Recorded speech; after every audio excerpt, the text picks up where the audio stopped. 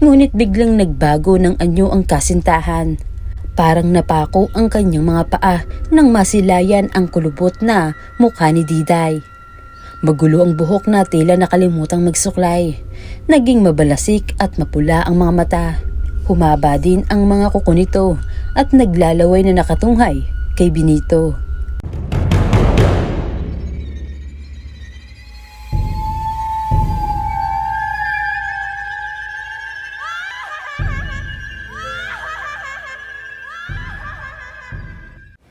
Ang pagmamahal ng isang ina ay walang katumbas na kapalit. Hindi man siya perpektong ina, asahan mo pa rin na palaging bukas ang dalawang mga pisig niya upang damayan ka sa lahat ng pagkakataon. Simula nang makilala niya si Diday, palagi nang bumabalik si Benito upang umakyat ng likaw. Ilang buwan din itong nakisuyo hanggang sa sinagot na niyang binata. Alam ni Diday na tutol ang kanyang mga magulang sa relasyon niya kay Benito, pero mas piniling manahimik na lang. Palagi nilang inuuna ang kaligayahan ng nag-iisang anak kahit pa labag ito sa kanilang mag-asawa. Isang gabi, masinsinang kinausap si Diday ng kanyang mga magulang. "Anak, sigurado ka na ba talaga kay Benito?" "Opo, inay. Nasa kanya ang katangi ang hinahanap ko sa isang lalaki. Alam mo, nay, pangarap ko talaga na makatagpo ng isang lalaki na kaugali ni tatay. Isang lalaki na handang ipaglaban ang taong mahalaga sa kanya tulad mo, tay. Ipinaglaban mo kami sa kabila ng lahat. Isinakripisyo mo ang sariling kaligayahan. Mabuo lang tayo. Nang dahil sa inyo, tay, hindi ako nawala ng pag-asa na may tatanggap din sa akin ng buong buo." "Mali ka, anak. Ni minsan, hindi ko isinakripisyo ang kaligayahan ko dahil kayo ng ina mo ang nagpapasaya sa akin at hindi ang mga material na bagay na kayang ibigay ng lolo at lola mo. Kaya ngayon, sigurado ka ba talaga na matatanggap ka niya sa oras na malaman niya ang totoo mong pagkatao? Paano kung siya mismo ang maghatid sa atin sa kamatayan, lalo na sa iyo? Makakaya mo bang tanggapin kung sakaling magkatotoo ang aming sinabi?" Biglang natahimik si Diday sa turan ng kanyang ama. May punto ang mga katagang binibigkas nito.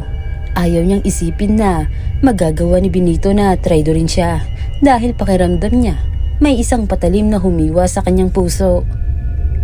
"Ang sa amin lang, anak, hanggat hindi pa niya hawak ang buong puso mo, mas mabuting ipaalam mo na sa kanyang totoo habang maaga pa," sabi ng kanyang ina.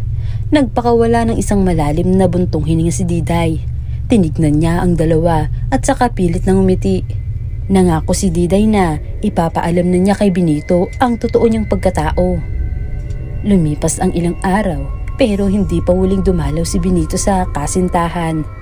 Nag-aalala naman si Diday dahil baka umano may nangyaring masama sa nobyo.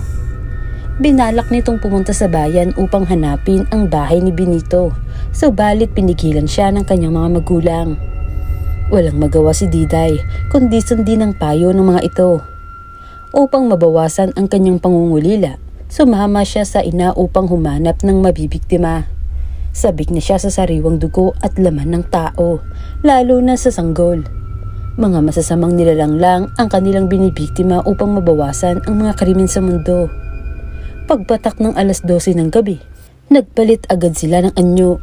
Sinadya ni Diday na hindi gamitin ang anyo ng tiktik, bagkus naging isang malaking aso siya. Tanging mga tunog ng kuliglig ang maririnig sa kagubatan, ngunit naroon ang dalawang malalaking aso na tumatakbo. May nakita itong isang tao na pumasok sa masukal na gubat at may kargang babae sa likod. Hinabol nila ang lalaki nang balak nitong gahasain ang lasing at walang malay na dalaga.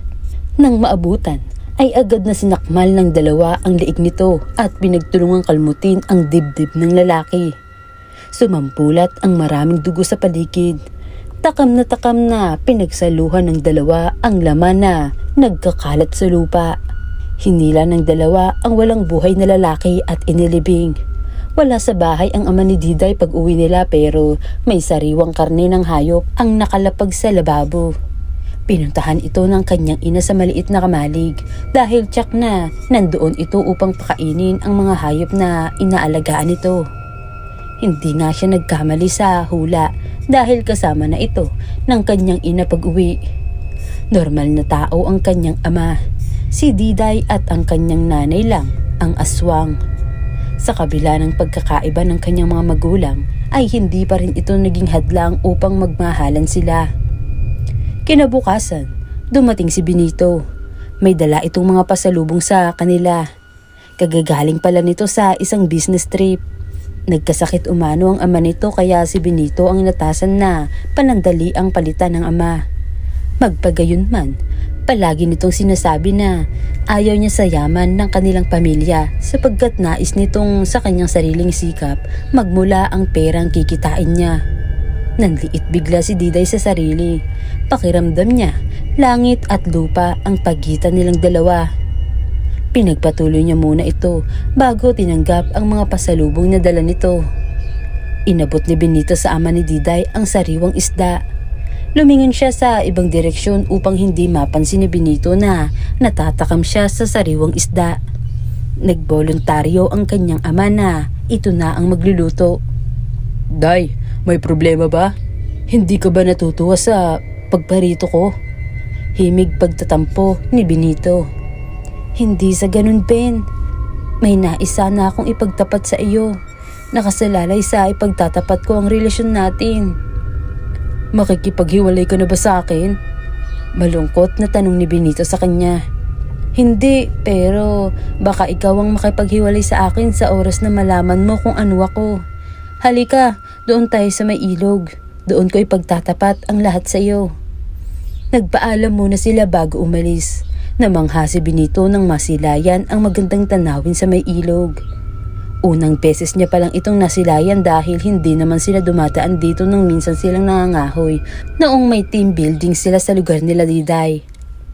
"Ben," agaw niya sa atensyon ni Benito. "Ben, hindi ako totoong tao. Isang tiktik ang lahing pinagmulan ko. Tanging si tatay lang ang totoong tao sa aming tatlo." Naguguluhan na nilingon siya ni Benito. Pagkatapos ay napailing ng ngumiti. Akala nito pinibiro o dinatakot lang siya ng nobya, ngunit biglang nagbago ng anyo ang kasintahan. Parang napako ang kanyang mga paa nang masilayan ang kulubot na mukha ni Diday. Magulo ang buhok na tila nakalimutang magsuklay. Naging mabalasik at mapula ang mga mata. Humaba din ang mga kuko nito at naglalaway na nakatunghay kay Benito. Inilabas ni Diday ang mahabang dila na sobrang ikinagulat ni Benito dahil para itong elastic band. Napapikit na lang ang binata at hinintay ang susunod na gagawin ni Diday. Isang batok ang nagpamulat sa kanya. Bumalik na din sa normal ang mukha ni Diday. Napatuwid ng tayo si Benito at matamang pinagmasdan ng nobya. "Ngayon, alam mo na kung ano at sino ako. Malaya ka ng lumisan. Maiintindihan kita pero sana hindi mo ipagkakalat kung ano ang nalaman mo sa amin. Pakiusap, ito lang ang kahilingan ko sa iyo." "Saan mo naman nakuha ang ideya na aalis ako?" "Oo, aswang ka pero Day, minahal kita ng walang dahilan.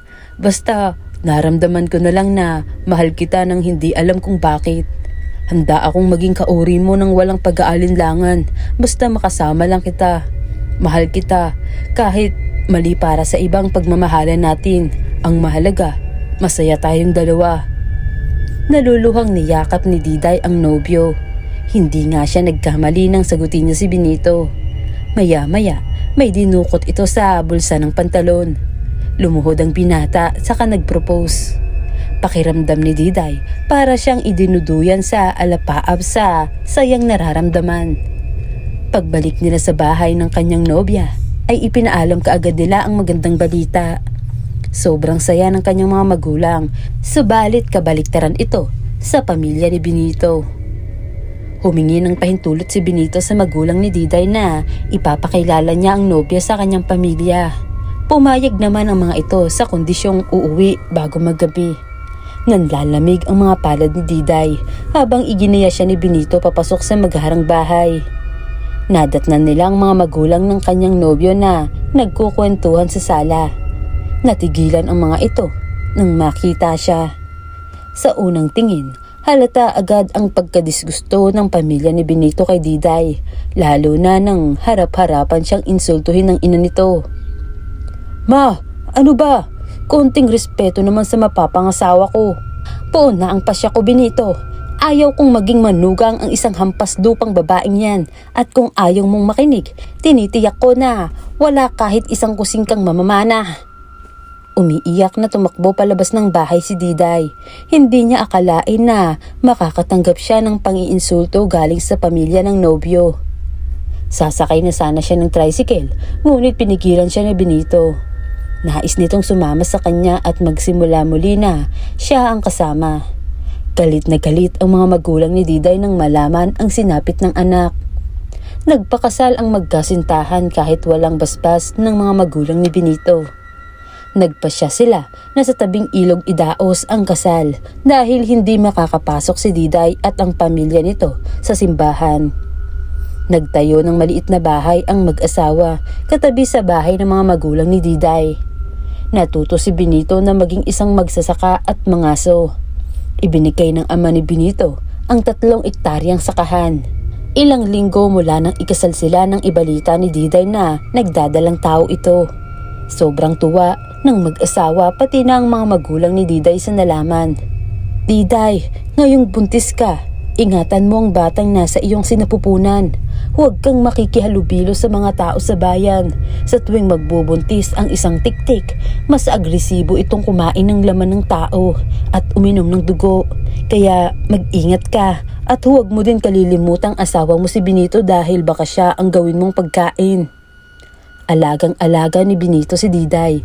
Napag-usapan nilang mag-asawa na titigil na si Diday sa pagkain ng tao. Bagkus, mangangaso si Benito upang makahuli ng hayop at iyon ang kakainin ng asawa. Pumayag naman siya sa hiling ni Benito. Pinipilit niyang tuparin ang ipinangako sa asawa kahit nag-uumigting ang nais niyang kumain ng tao. Matuling lumipas ang buwan at nasa 8 buwan na ang ipinagbubuntis ni Diday. Dumating si Benito at ang ama ni Diday galing sa pangangaso. May nahuli silang 1 usa at 2 aso. Matamlay nang initian niya ang asawa at ang ama. Napansin iyon ni Benito kaya agad niya itong nilapitan. May problema ka ba, Day? Naramdaman ko, may mga kabataang napadpad sa may ilog. Kahit nasa malayo ay naaamoy ko sila. Nahihirapan akong tiisin ang pagkasabik ko sa pagkain ng tao. Naiiyak na sambit ni Diday. Iginayan niya papasok sa loob ang asawa. Alam niyang nais talaga nitong kumain ng tao pero mas gusto niyang makontento ang asawa sa dugo ng hayop. Pumatak ang kanyang luha nang di niya namalayan. Agad niyang pinunasan ang mga mata upang hindi makita ni Diday. Iniba niya ang paksa para mabaling sa ibang atensyon ni Diday. Itinuro ni Benito ang naghihingalong usa at 2 aso.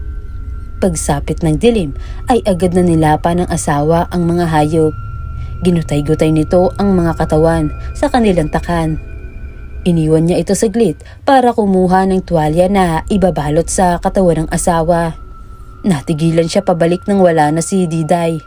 Tumingala siya sa ere nang makarinig ng malalakas na pagaspas.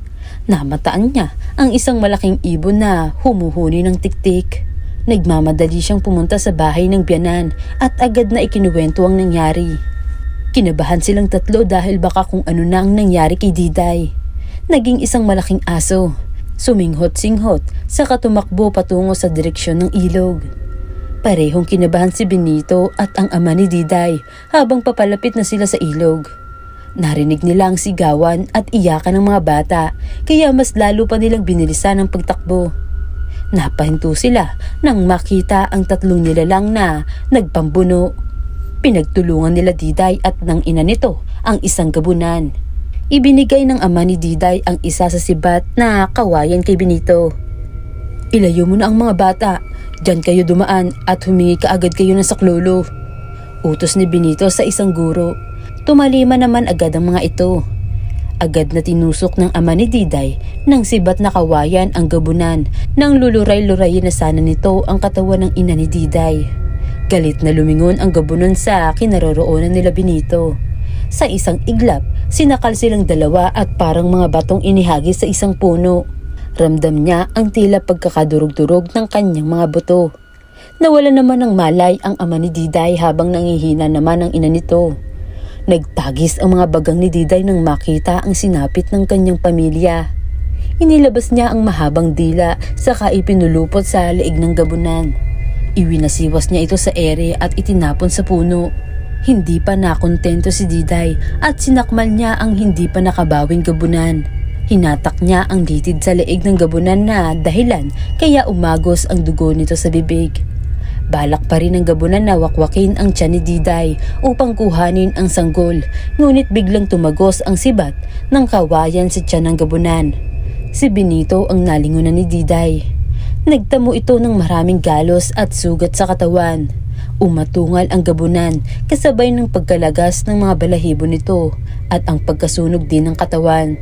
Lumipat ang pamilya ni Diday sa ibang lugar kasama ang kasisilang na sanggol. Isang batang lalaki ang panganay nila Benito. Nagpapasalamat si Diday na hindi nagmana sa kanyang anak dahil wala itong sinyalis ng pagiging aswang nang isilang niya ito.